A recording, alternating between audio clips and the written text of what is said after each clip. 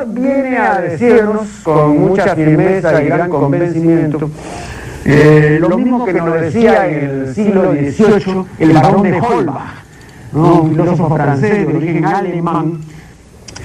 Si nos remontamos al comienzo, entonces hallaremos que la ignorancia y el temor crearon a los dioses. La fantasía, el entusiasmo o el engaño los adornaron o desfiguraron. La divinidad les rinde culto, la credulidad los conserva, la costumbre los respeta y la tiranía los apoya para que la ceguera de los hombres sirva a sus propios intereses.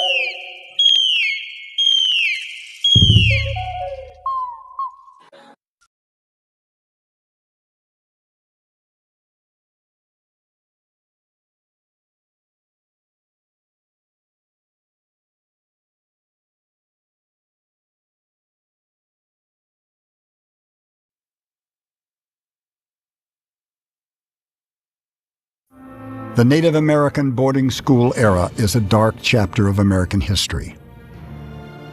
The policy was known as assimilation. Everything native was to be stripped away. The thought was to kill the Indian and save the man. Their language was to be unspoken.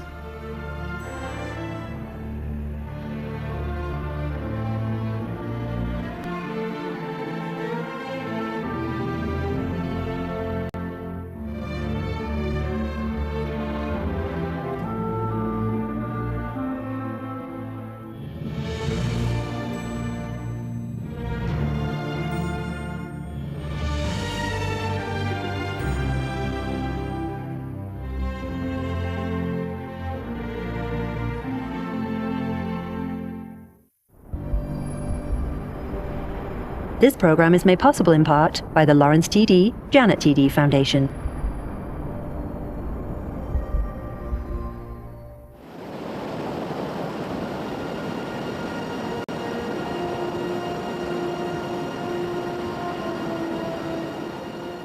If the Great Spirit had desired me to be a white man, he would have made me so in the first place. Sitting Bull. Stories are told of Native children doing everything they could to escape boarding schools. Home was far away. They longed for anything familiar. Many were unsure as to what had happened to them.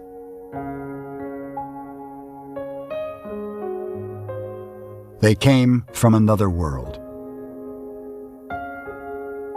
Children took pride in their long hair. It was a symbol of strength and dignity.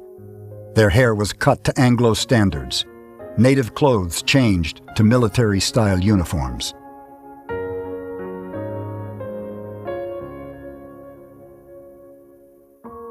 They were forbidden to practice their way of life in the early boarding school years. Previously, relationships had been based upon the natural world and each other. Prayer and ceremony were important aspects of life.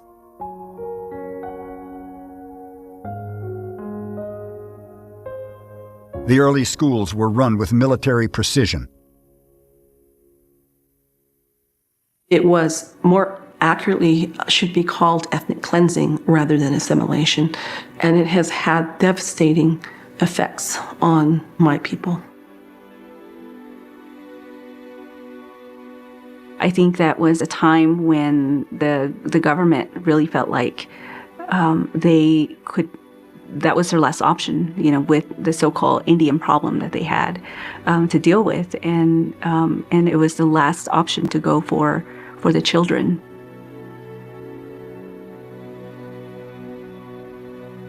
This photo from the Pine Ridge Sioux Reservation shows families camped near a boarding school in South Dakota.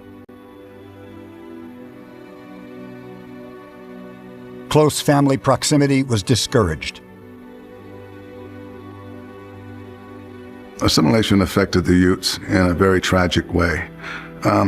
It was so ineffective that it did not train us to become competent in the white world, and it took us away from our own culture, so much so that we weren't even competent as Indians anymore.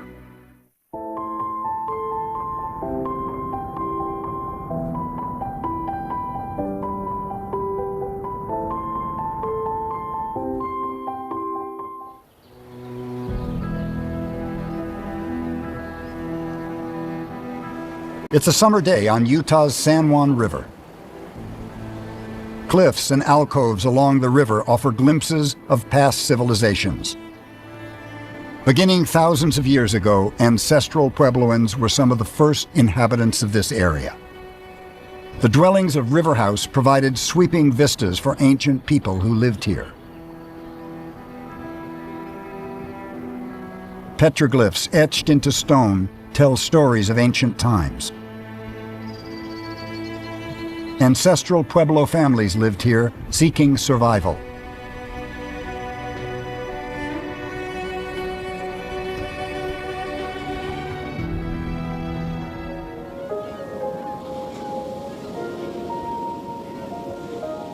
European explorers arrived in the Americas.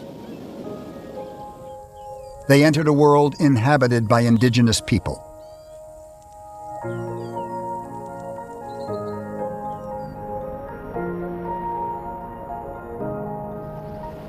Encountering the expedition led by Meriwether Lewis and William Clark was a pivotal event in the history of Native Americans.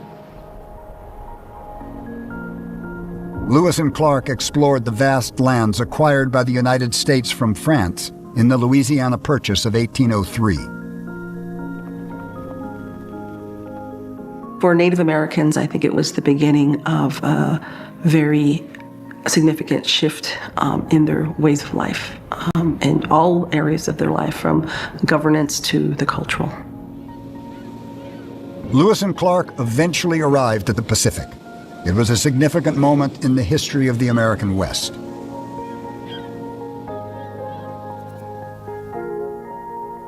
The Lewis and Clark expedition publicized the West. Settlers and entrepreneurs would follow.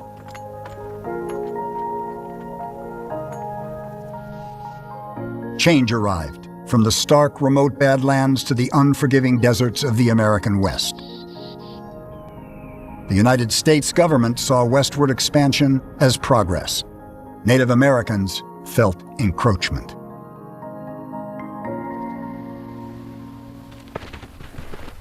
Native peoples have experienced many trails of tears, which were movements, violent movements, to remove Indigenous people from their homelands because white settlers desired their lands.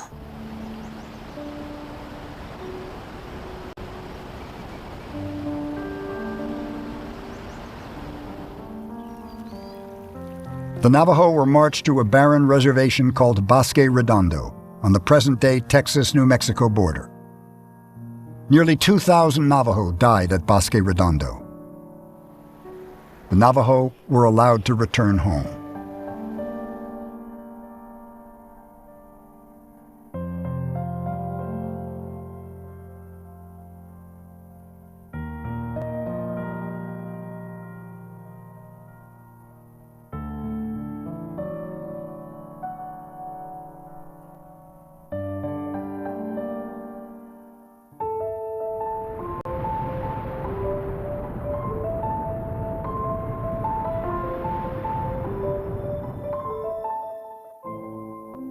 The 1868 treaty with the Navajo included the provision that their children must attend school.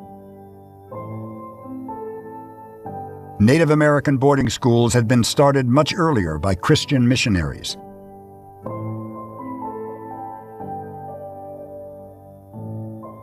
The 1887 Dawes Act reinforced the reservation system and encouraged assimilation.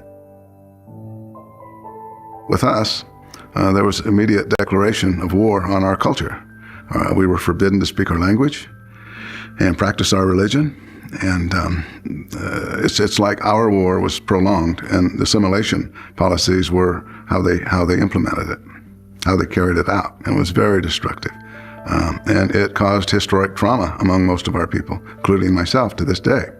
And I remember at the church being told that what my parents practiced would send them to hell, where they would burn forever.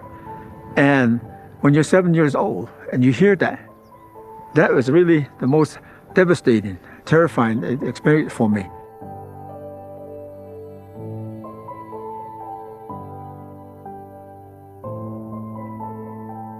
But some of the isolation or separation from parents was very difficult.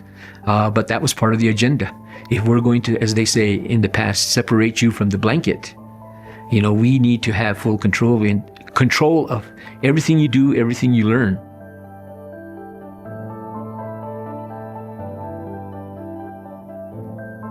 The Carlisle Indian Boarding School in Pennsylvania was founded in 1879. Carlisle had been a former military site.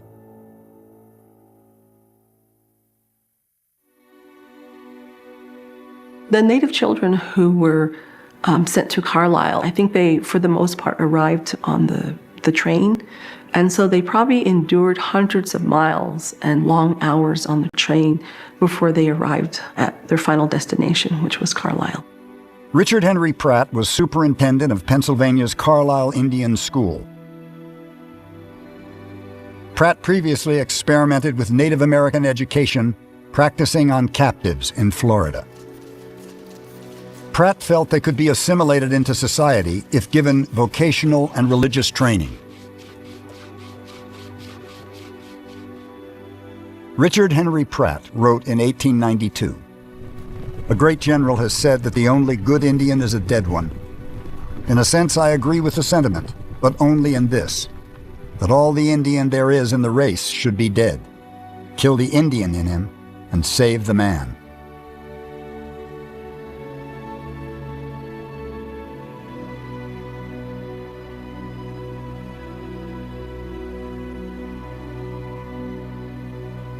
Three of the most famous boarding schools were Carlisle in Pennsylvania, Haskell in Lawrence, Kansas, and Sherman in Riverside, California. Haskell is now the Haskell Indian Nations University.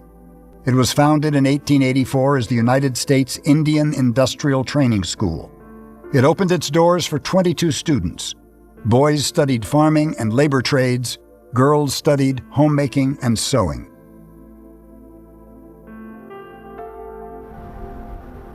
The last high school class graduated in 1965. Lorena Charles went to Haskell in Kansas. It was far away from the Hopi mesas she called home.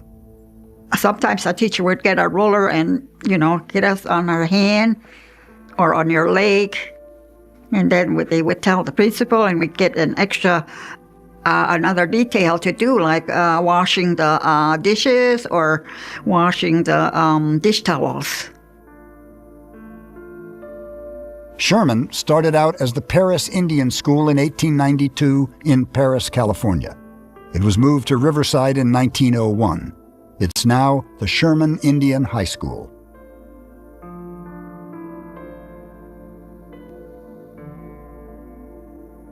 My mother was taken away when she was 9 years old and was not allowed to return until she was 18. Both Carlisle in Pennsylvania and Haskell in Kansas had confinement rooms for unruly students. At one point, I really began to understand the trauma that had happened there when I had seen a picture of a jail that was at Haskell. And it was just a very small little cube cell jail, and I still have the picture of it.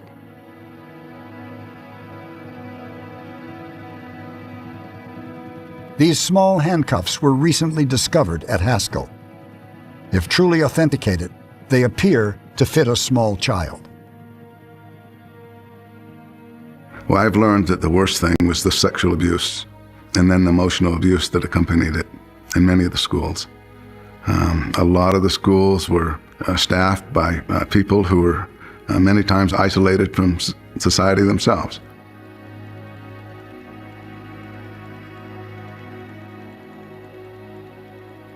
Navajo leader Manuelito agreed to uphold the 1868 treaty requiring American education for Navajo children. He sent his sons to Carlisle. Within a year of arriving at Carlisle, Manuelito's son contracted a disease and died at Carlisle.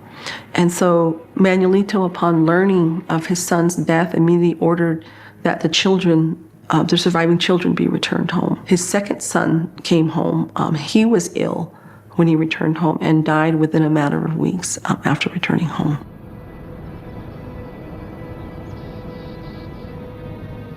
There were 25 federally funded non-reservation Native American schools by 1902, with some 6,000 students.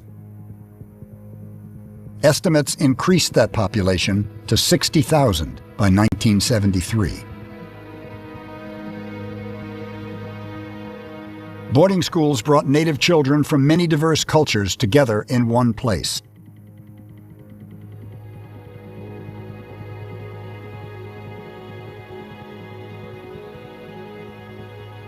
In many ways, it did the reverse. It strengthened our culture, and our relationships with other tribes strengthened our culture. And so it created a intertribal, pan-Indian relationship across our country. Commissioner of Indian Affairs John Collier wrote in 1923, "The administration of Indian affairs is a disgrace, a policy designed to rob Indians of their property, destroy their culture, and eventually exterminate them." The Merriam Report in 1928 documented abuses and made recommendations to correct them. You know, there were a lot of people out in the larger the United States that kind of rallied on behalf of Native Americans. They saw what was going on. Amanda Blackhorse attended Haskell in a later era than the early boarding school days. And so today, what remains are some unmarked graves near Haskell, and a lot of people still talk about the ghosts or the spirits that still roam around there. And a lot of students that go to school there will have stories of hearing things, seeing things. And so I think that the healing process there is still happening. It's amazing that we still exist as Native American people. That was not the intent. You know, the intent was to destroy us as Native people. Boarding school was never forgotten by Native American children. They all looked at me when they were giving me my haircut. That my long hair, you know, that clipper going through that and my long hair falling off. And I was really hurt. That was the teaching from my grandfather, was, you know, your hair, your long hair is your strength, and your long hair is your wisdom, your knowledge. It was, almost violent in a way. That he and that's not only for him, it's for my other family members that have gone through the boarding school experience. When I was at the boarding school, they chopped off my long hair, and I remember crying and crying and crying, and my mother was so upset. Dee Satala went to Keams Canyon Boarding School on Arizona's Hopi Reservation. Just remembering how hard they punished us or disciplined us, it's just that I didn't want to go through it. That's why I just always, ran away from there. There was a whip, there was spanking, and there was a punishment where you stand on your knees, and then there was a place where if you got caught doing things, they put a dictionary on your hand, and you get your hand out like that, and you stand out there, and That was some of the punishment that you did. And I think the worst punishment that I experienced through was, standing on my knee in one place, and I blacked out. She did not pass that down to me. She was told not to teach me Ute because it would interfere in my mastery of English, and which we found is not true at all. And so that has caused harm to me. It's affected me emotionally, physically, culturally. It's been very disruptive in my life. Navajo Kathleen Wood returns to the Chaska boarding school in Tohatchee, New Mexico. This was dormitory 3. It used to be right here. It's no longer here, but it used to be the big girls' dorm. There was another dorm to my left, and that was the little girls' dorm. But at school, if you made a mistake, sometimes it's harsh punishment. You just have to learn quickly. To this day, I still get sad about it. My mom, my dad, I don't know what happened, but sometimes they didn't pick me up. And I still get emotional on this because I would be at the dorms with maybe 4 other students. Christmas was the hardest, 1, 2 years, a couple of years maybe. She left me there and looking out the window, no one coming to pick you up. So that was hard. And it was sad for me because it's like, who's coming to get me? There were 3 boys that ran away from this school. They wanted to go home. Apparently they got so lonely they wanted to visit family. There's 3 brothers, and they were from Nosh Chitty. They ran away from here as winter, January. I remember helicopters going around, flying over this plateau. We were told to stay inside the building. They did find the boys after a while, but the sad part is all 3 boys lost their legs due to frostbite, frozen legs. So they did come back to school here, but they were in wheelchairs, and then later on they went to the fake legs, but they were, they still finished here with us. And I still remember who they are, and they're not forgotten. May they rest in peace now. They're no longer around. But, sometimes when you get so lonely, you do desperate things to go home.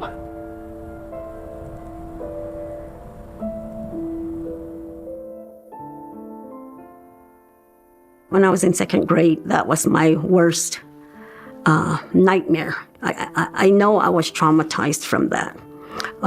But going to Sherman, being with students that I know from the same village, from the same area, and meeting new students, to me, that was the greatest time of my life. The clock no longer ticks at the Phoenix Indian School in Arizona. The history of the school dates from 1891.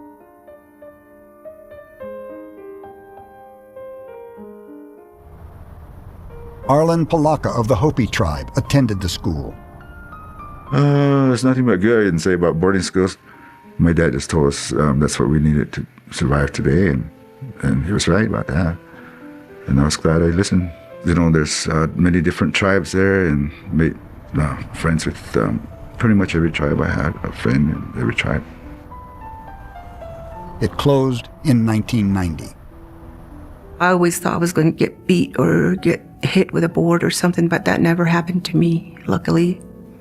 So I've witnessed the whole classroom witness one of our classmates get so badly beaten by the teacher. And so we were just like, that was awful and terrible.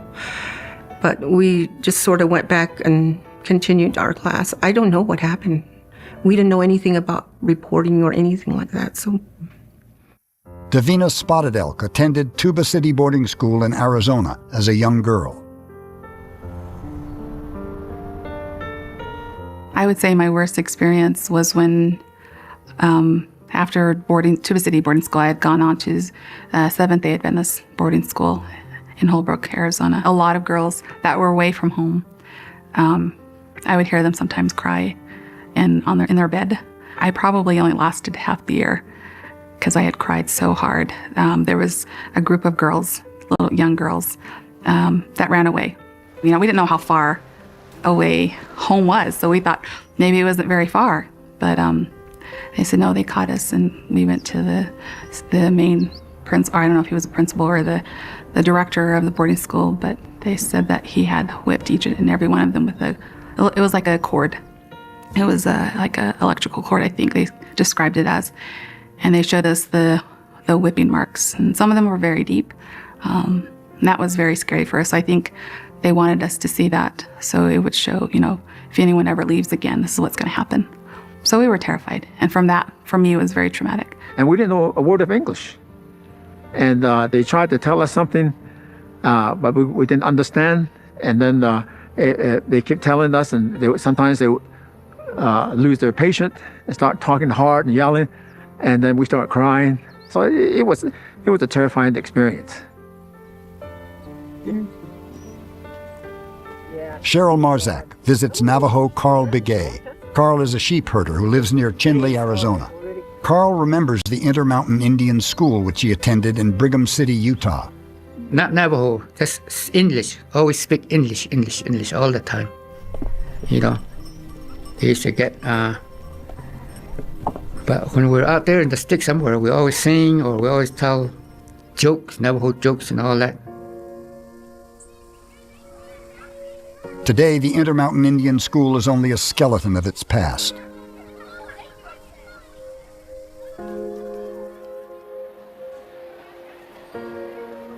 Intermountain opened in 1950 and closed in 1984. It was converted from a World War II military hospital. The Intermountain Indian School in Brigham City, Utah, I'm happy to say was one of the best schools because it served the Intermountain West. We got kids from all over the western states.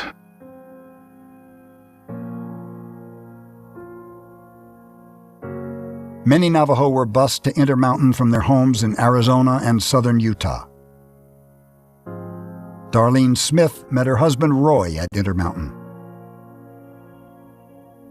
They had their own theater, they had their own dance halls, it was just the best time for me. That's where I met my husband. He wasn't going to school there. He had graduated from there, and he was in college at Utah State University. But I loved it. I loved the Indian school. Then I don't know how long they had it open after that, and they closed it down.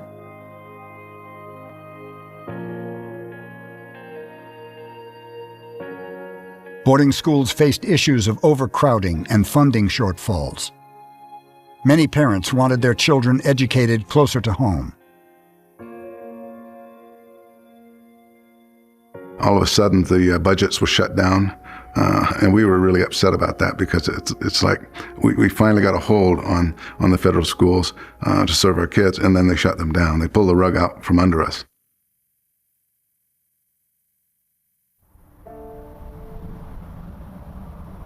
For some, the boarding school experience was an opportunity for education.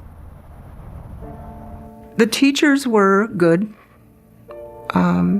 For them to come out and onto the reservation and teach us, I thought that was, pretty, how would you say, it's pretty courageous for them. Once in a while, they would say something negative. At the time, I thought that was okay to do. But now I don't think it's okay. It was okay, But we would just forget.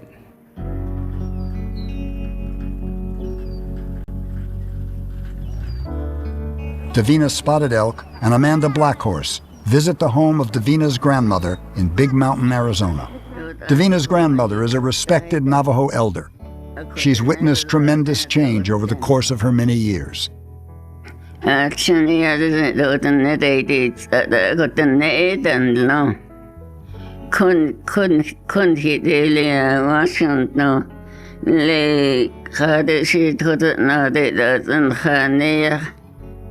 Amanda Blackhorse visits Davina's grandmother for the first time. We're the last thing on the list. We're still feeling the effects of boarding schools today. Boarding schools actually still do exist to this day, and it has completely demolished the Indigenous familial system. And many of our people are suffering, and the thing is, they don't realize that they are suffering from the boarding school syndrome. Many of us don't even understand it in that perspective.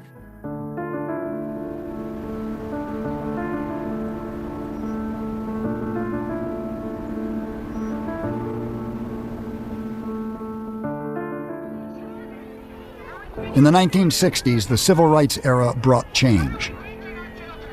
Native Americans were part of that movement. And I remember reading Robert Kennedy, who was Attorney General at that time, saying that there should be day schools where students can be bused to their home. He says, if you take the child away from their environment, you kill the spirit. He says, how can you expect a child to learn when you kill the spirit? The Indian Civil Rights Act passed in 1968. The occupation of Alcatraz and Wounded Knee were significant political events which brought Native issues to public attention. In the 1970s, the American public became aware of discontent, the rage at hundreds of years of American policies of genocide and ethnic cleansing. It's not true for all Americans or Westerners that the intent of Native American policy was to liberate all natives, take their land and this and that. There was some very, caring and compassionate people during that time that advocated for Native Americans.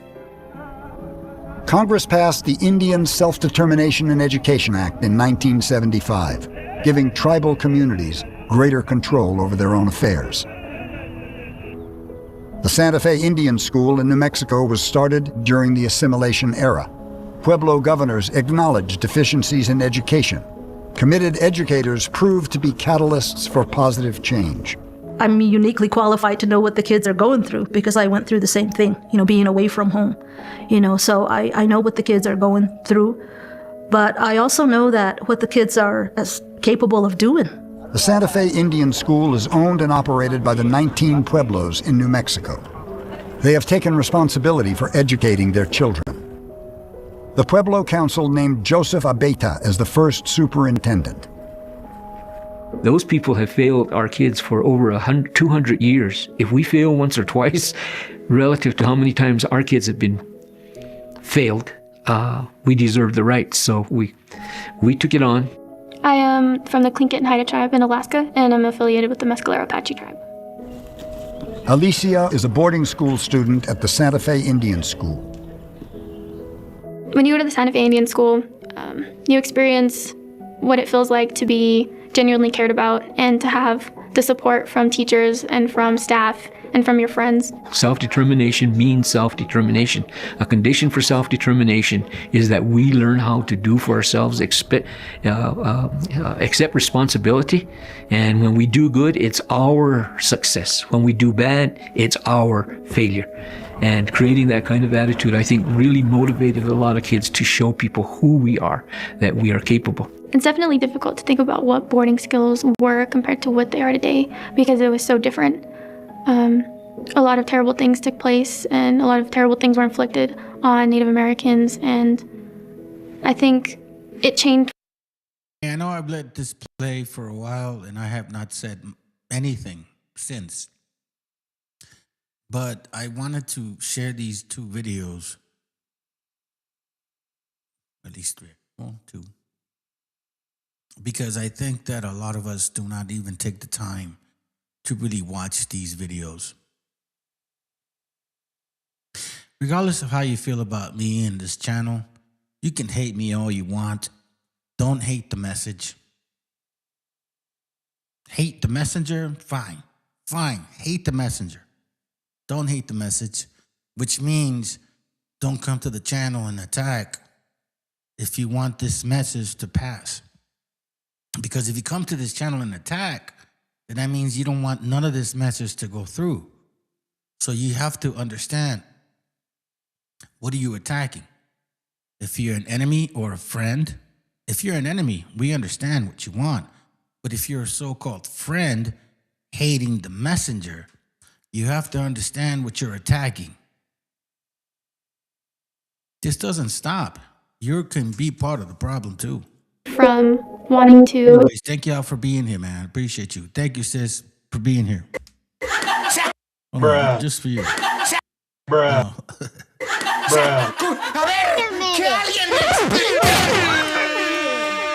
assimilate Native Americans into, you know, white culture to now, which is, you know, really nurturing who we are as a people and supporting who we are.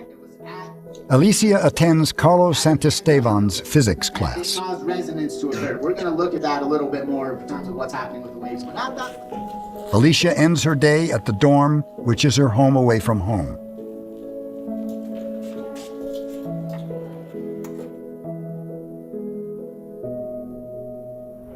She catches the train to Albuquerque on most weekends to return to her family.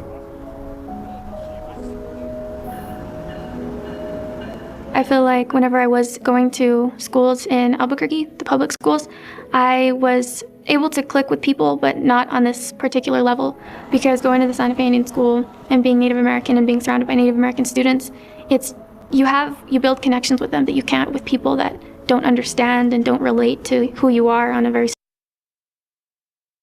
Thank you, brother, for being here, bro. Thank you, bro.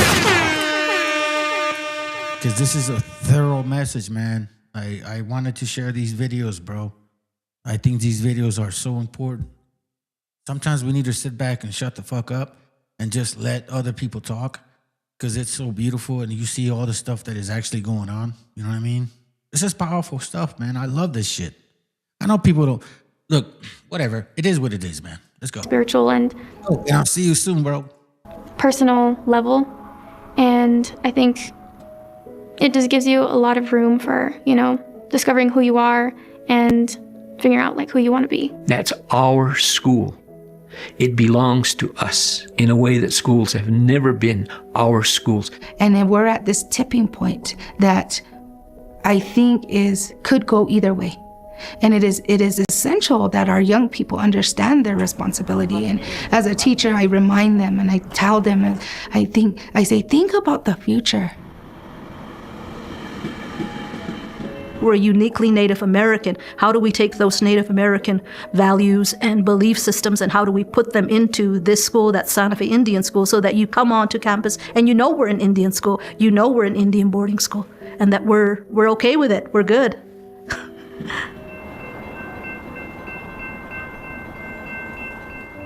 Darlene Smith teaches a class in Navajo history to grade schoolers.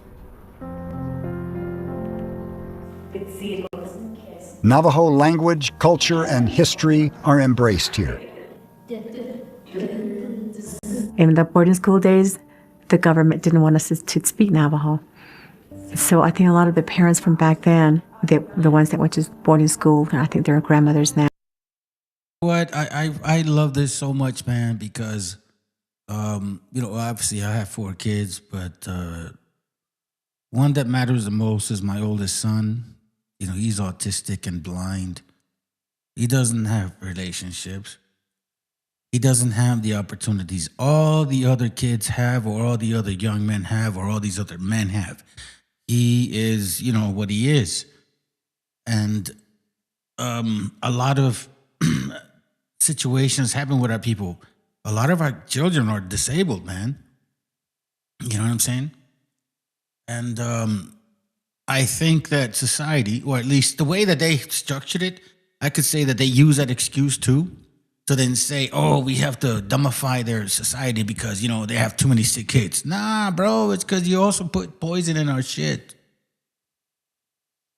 A lot of the kids are smart, man. Very smart. Let's go. Now, a lot of them don't want their kids to learn Navajo.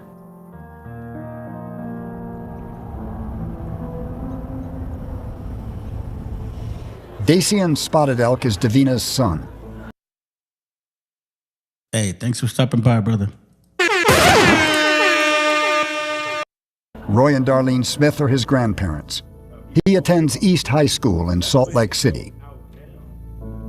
George Henry teaches a diversity class at the school. In my class this year, I think Mr. George Henry, He's a great teacher.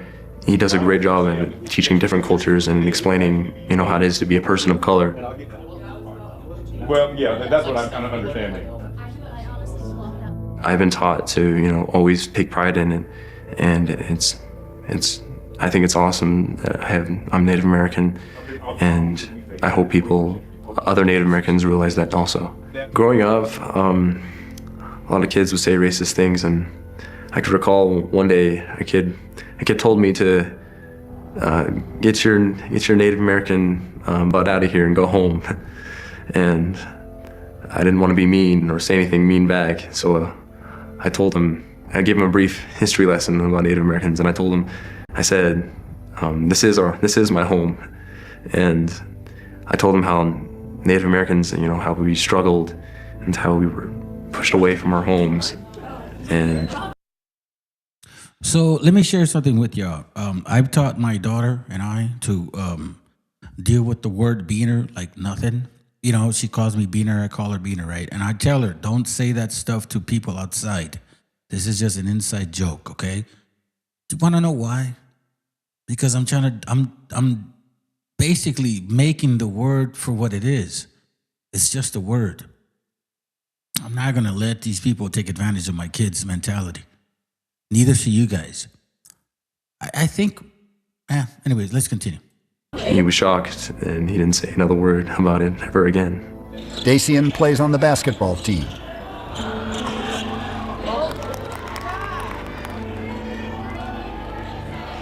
There are little signs like when I pat my heart, it's telling him, play with your heart. There are other times when I'm pointing to my eyes, it's like, focus. I know my son's has had some history with students that have name-called him or his Native friends. I know that for a fact because he's told me. And so he uses sports as a way to cope.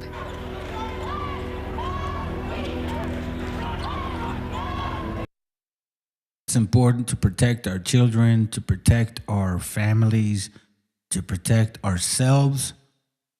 I talk a lot about self-reflection. I don't think that's far-fetched from any man, no matter what fucking religion you are related to. You need to self-reflect to make sure that you are in that space that you need to be, like a real man should be, you know what I'm saying, with a family and all that stuff. I'm speaking from experience because I'm a husband, right? You know what I mean? So I have a family, I have a house, you know what I mean? All that stuff. So like you have to think like that. You always have to self-reflect. And I mean, how far-fetched is that from what we're supposed to do? How far-fetched is that from what our elders taught us or our history has always showed of who we are? It's not far-fetched. The imagery I see at basketball games is very offensive for me. I know my son he's had to encounter with that times when he's traveled.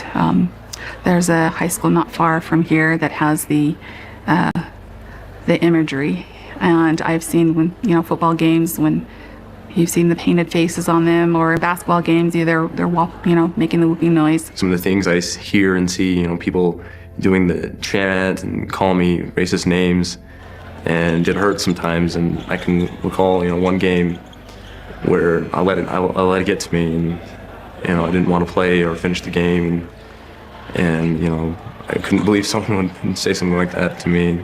For the most part, in general, do not support using Native people and tribes, Indian tribes, as mascots or nicknames. However, in the case of the University of Utah and the use of the Ute nickname, I'm totally in support of it. The University of Utah did consult with the tribes back in the 70s and more recently met formally with the tribe and obtained. Here's what I will say to you fathers or mothers that may want to change that whole concept of how your kids want to act towards other people. I would say to you first, you need to be doing that in the beginning. Like you need to be the ones showing that example of what you want to change in your children. Because we came from a background where our gente was like, no digas nada. Don't create problems. And that has a lot to do with self-esteem as well, right? So if you want to change, there's a lot more to that. You know what I mean? I can go deeper in some other subjects in that sense. But I'm just telling you right now from that subject itself, if you want to change that, you need to start changing that yourself. You need to show that example. You need to be the one up there, like, because your children watch who you are. You know what I'm saying? Like, they watch what you do. They notice every insult or every, or no insult. They notice all that stuff. Like, our kids watch. They're our kid. They are literally like who we are. Like, my kids know I will protect them no matter what. They know that. So my kids have a space of them that speaks out. Their mother is not like that, right? So they have like this half space where they will speak out when they need to, but then they're a little hesitant because it's what they learned. So if you want to have your child like express himself, then you need to show that to them in some examples, not to go kick people's asses, just in overall ways of how you communicate or how you are, or how you deal with people. You don't have to be aggressive. You just have to let people know who you are and how you feel. And not exactly how you feel, you know what I mean? Like, but you just let people know who you are. It's not complicated, man. The problem with people, the problem with people forever is the fact that everybody's always offended. And as soon as somebody tells them the truth about something they either don't like or, I don't know, bro, we need to stop being that way. Seriously, it's not that bad. It's not that personal. We're all people, man. So anyways, let's continue. A resolution, which is our official form of business.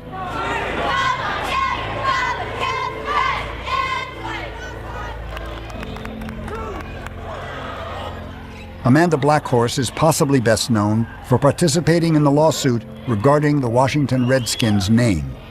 For generations, we're taught to believe that we're savages. We're taught to believe that we were less than, that we were redskins, that we were primitive, and we really believe that.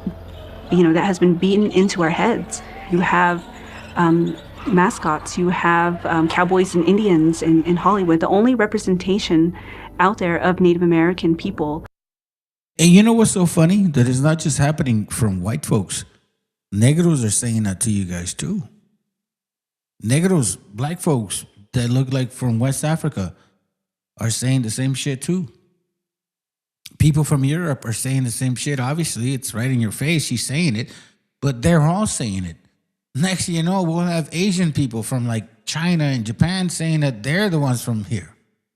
In the national then Arabs media are stereotypes. We're looked at only through that lens. And so I think sports mascots has a huge responsibility in that. It's not okay. It's not.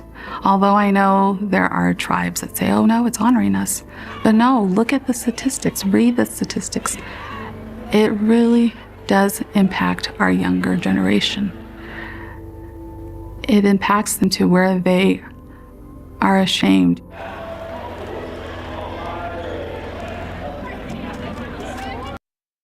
You know what? I'll say this right now. That is very true. I remember when I went into high school in Oceanside High. I wanted to play running back so bad, but I was afraid. I was afraid.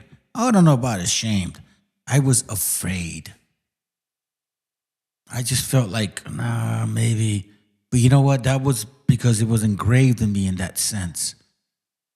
It was supposed to be like that. You know what I'm saying? Like, nah, man, stay away from these, foreigners.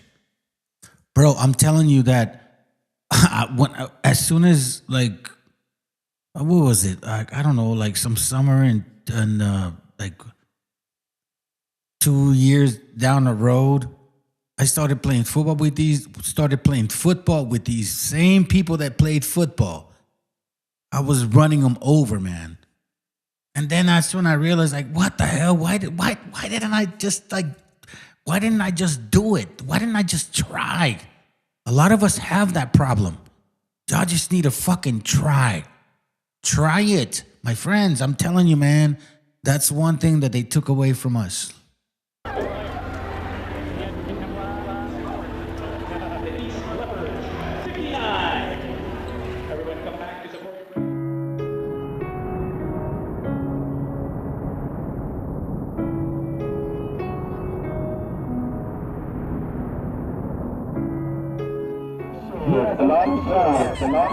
Samuel Holliday rides in a Navajo tribal parade. He and Dana Key are Navajo code talkers who participated in World War II. In case you guys don't know about Navajo world talkers, like these guys were the ones that actually helped win the war. If it wasn't for them, it would not have happened. Watch this.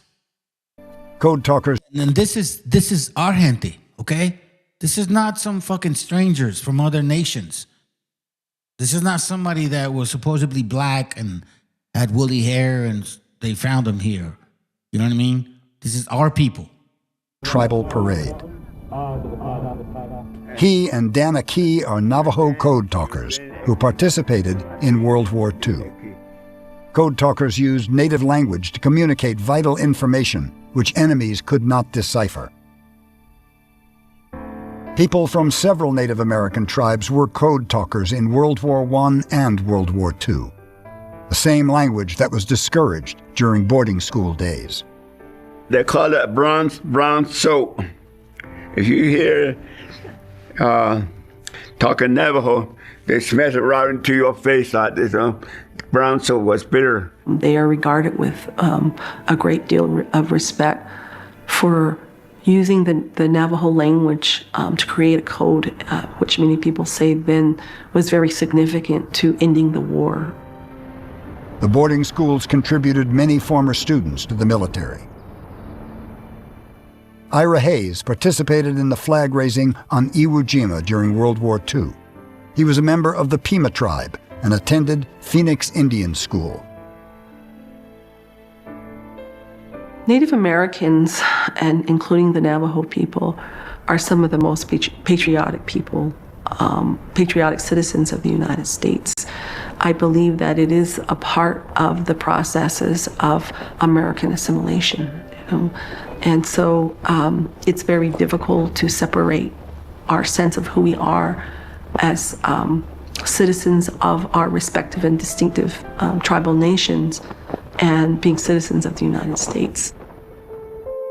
Low self-esteem, poverty, drugs, and hopelessness are continuing problems for Native Americans. That's why we have a lot of sort of quote-unquote mental health problems today. You see high rates of depression and anxiety, and I believe that's where that comes from, because their trauma has been passed down, and we really are feeling what they're feeling at times. Some of them, they accomplished what they needed to do, but some of them, they became an alcoholic.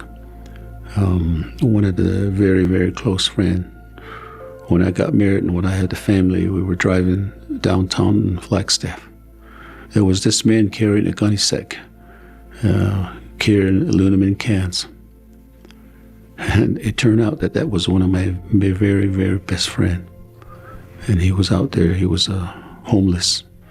He was begging for money. The boarding school era wasn't simply a time of adversity. Accomplishments also accompanied it. Carlisle's Jim Thorpe received Olympic and professional international fame.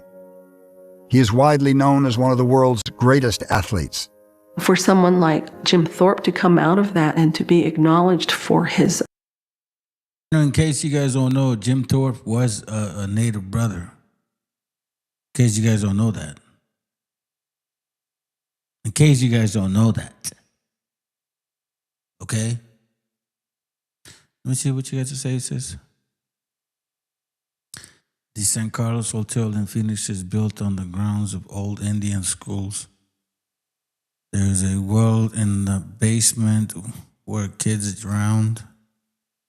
That hotel is haunted. Oh, I don't know. If it is, damn, crazy. Let's continue. But by the way, don't forget who this guy is. See, but like, for example, in case you guys don't know this, Roberto Duran's father is Mexican. Do you understand that shit? Roberto Duran's father is a Mexica. So, you know, there's a lot of stuff that people don't really understand what the fuck's going on, but now it's coming out. Go.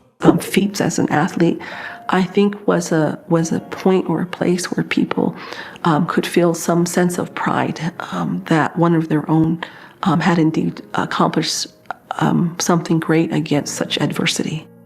Hopi distance runner Louis Tiwanima excelled at Carlisle. He won the Olympic silver medal in 1912. Louis eventually returned to the Hopi Mesas. Acclaimed sculptor, painter, and illustrator Allen Hauser was a product of the Santa Fe Indian School. He later taught at the Intermountain Indian School. Lakota Sioux distance runner Billy Mills was raised on the Pine Ridge Reservation in South Dakota. He attended the Haskell Institute and the University of Kansas. Billy Mills won the 1964 Olympic gold medal in the 10,000-meter event. He served in Vietnam with the Marine Corps. We're very bright. We're very intelligent. I know that because I see that everywhere I've traveled. I know we have bright children, but the thing is it doesn't pertain to the white American society, but the test that we are given doesn't pertain to who we are. I mean, Columbus didn't discover America. See what I mean? Like she's actually, it's almost like in a way where she's saying to herself, I believe this for a long time, but I'm sad of the fact that my people don't believe that. Like she's in that moment, like, I believe it, man, I'm so happy that I believe it. Like, and it's almost like me and shit. Because I don't even care if you guys don't believe it no more. Seriously, it's what it is. You know what I'm saying? But she believes it. And she wishes that you guys would believe it. That's where she's at. Think about it. Dakota. He attended the Haskell Institute and the University of Kansas. Billy Mills won the 1964 Olympic gold medal in the 10,000-meter event. He served in Vietnam with the Marine Corps. We're very bright. We're very intelligent. I know that because I see that everywhere I've traveled. I know we have bright children, but the thing is it doesn't pertain to the white American society, but the test that we are given doesn't pertain to who we are. I mean, Columbus didn't discover America. Sorry. Some apologies have been made for the policies of assimilation, but many Native people seek more. First and foremost is an apology. The President of the United States has already issued that, but I think most states need to also do that.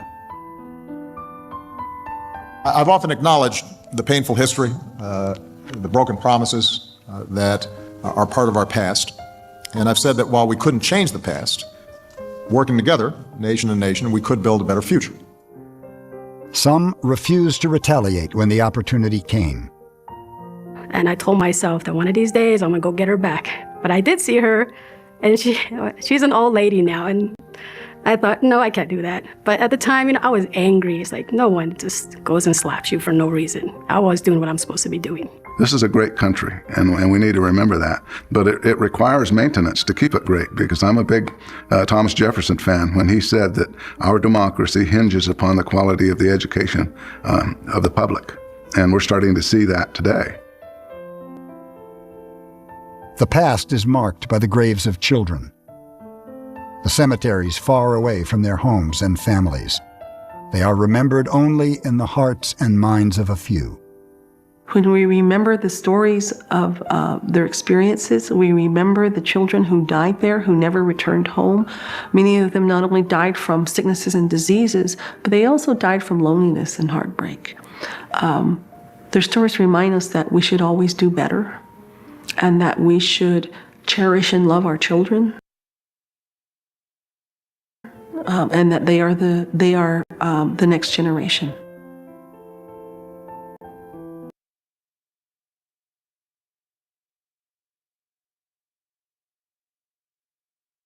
Mexican President Díaz Ordaz enforces a little-used law.